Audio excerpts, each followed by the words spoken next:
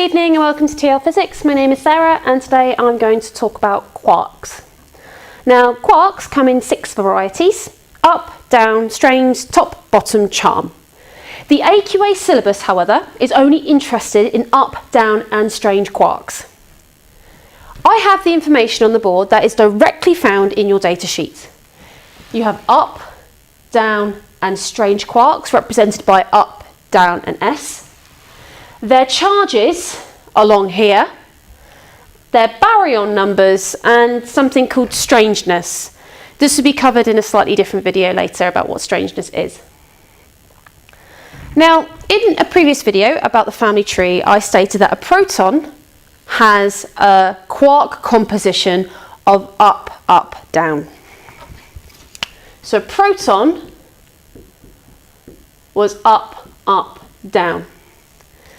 And the reason I knew this was because that I know that it's a baryon and must have 3 quarks. All of these quarks must be the same, so they must all be normal quarks, not antiquarks. And the charge must equal +1 because it's a proton. So, looking at an up quark, I have a charge of +2/3 of an electron. I have another one of +2/3 of an electron, and down is -1/3 of an electron, which is my +1 electron.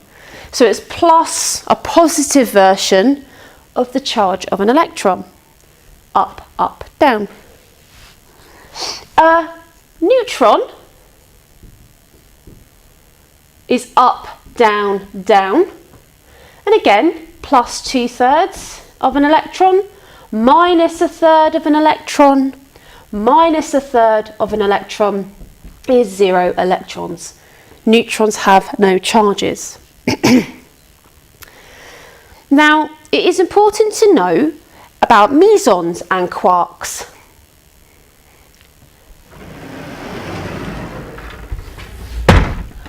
A meson is a quark and an antiquark.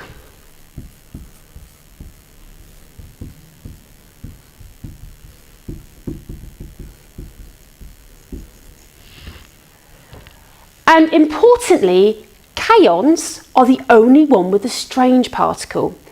In fact, the only particle that you know straight from the bat that has a strange particle is a kaon.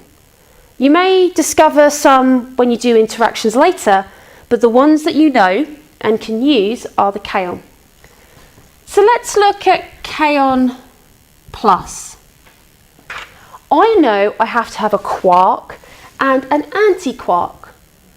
An antiquark is the antiparticle version of the quark.